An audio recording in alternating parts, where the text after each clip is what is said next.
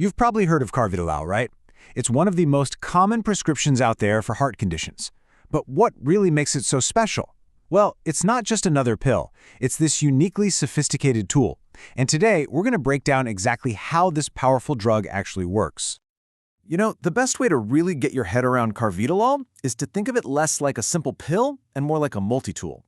Seriously, it's not designed for just one job. It's this versatile instrument with multiple functions built to tackle some really complex cardiovascular problems. And that multi-tool idea, that's the key to understanding everything else we're about to cover.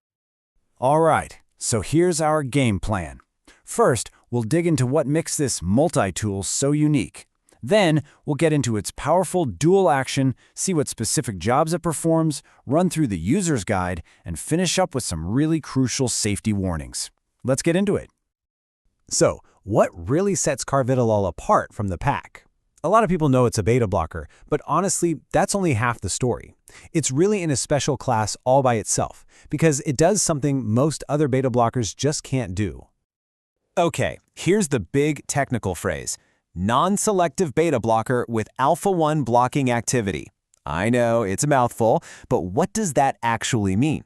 Well, in simple terms, it means it has a dual action mechanism. It's not just doing one thing, it's hitting two very important targets at the same time. And that right there is the secret to why it's so effective. So, if Carvedilol is a multi-tool, what are the actual tools inside? Let's break down how these two functions work together to create such a powerful effect on the heart and the blood vessels. This is where it gets really interesting. You can think of Carvedilol's two actions like this. The first part, the beta blockade, acts like a governor for the heart. It controls its speed and how hard it has to work. The second part, the alpha blockade, is more like a gate opener for all the blood vessels. Let's take a closer look at each one. Okay, first things first. To understand beta blockade, we have to talk about beta receptors. Just think of these as the gas pedal for your heart. When stress hormones like adrenaline come along and hit them, your heart starts beating faster and harder, which really ramps up its workload.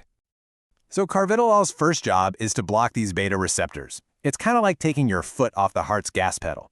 This slows down the heart rate, it reduces the force of each beat, and it lowers how much oxygen the heart needs to do its job.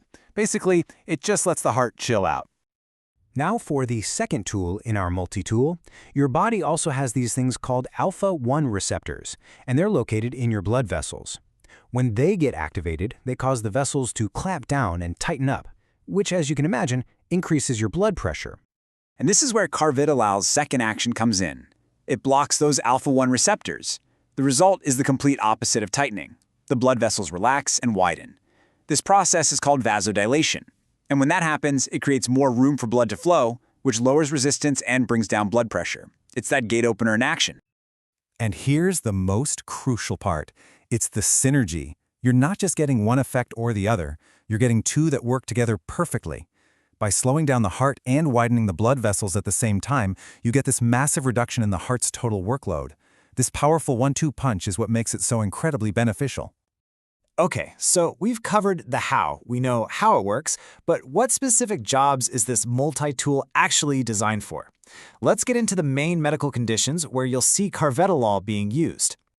Now, Carvedilol is approved for a few major conditions, but its absolute star role is in treating heart failure. By protecting the heart from stress and cutting down its workload, it improves function, it reduces hospital stays, and it even helps people live longer.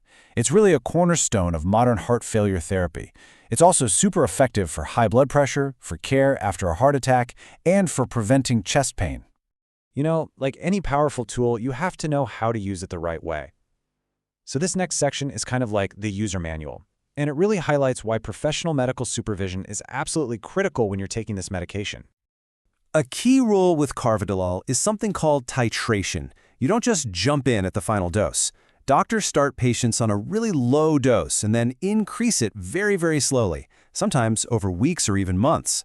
This start low, go slow approach is so important because it lets the body get used to the changes and helps keep side effects to a minimum.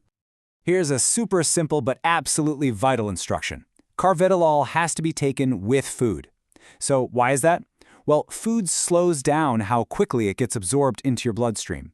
This is a good thing because it prevents a sudden, sharp drop in blood pressure right after you take it, which could make you dizzy or even faint.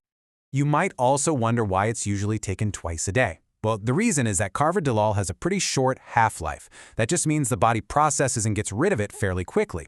So taking it twice a day makes sure that you have stable, consistent levels of the medication in your blood all day and all night long. All right, finally, let's talk about safety. Because this drug has such powerful effects, it is so important to be aware of the potential side effects and the precautions that go along with taking Carvedilol. So these are the most common side effects, and if you think about it, they make a lot of sense. They're often directly tied to what the drug is supposed to do. Lowering your blood pressure can cause dizziness, and slowing your heart down can make you feel tired. These usually pop up when you first start the medication or when your dose gets increased. Then there are the less common but more serious risks. Because it can affect your airways, it can be dangerous for people with asthma. And this next one is so critical for anyone with diabetes. Carvedilol can actually hide the usual warning signs of low blood sugar, like a fast heartbeat. That makes it way harder to realize when you're having a hypoglycemic episode.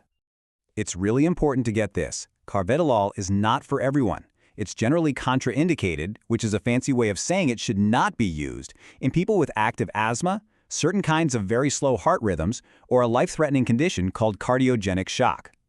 It's also so important to know that Carvedilol can interact with a lot of other drugs. We're talking other blood pressure meds, certain heart medications like calcium channel blockers, and even insulin. This is exactly why it is absolutely essential to tell your doctor about every single medication and supplement you are taking, no exceptions. So, to bring it all home, Carvedilol is a powerful, versatile multi-tool. Its dual action makes it a true cornerstone of modern cardiology for treating things like heart failure and high blood pressure. But all that power demands respect, and it absolutely requires careful, individualized supervision from a medical professional. And that leaves us with one final thought. Carvedilol really showed us the power of hitting multiple targets with a single drug. It makes you wonder, as our understanding of heart disease gets even more sophisticated, what's the next generation of these multi-tool medications going to look like? Thanks for joining this explainer.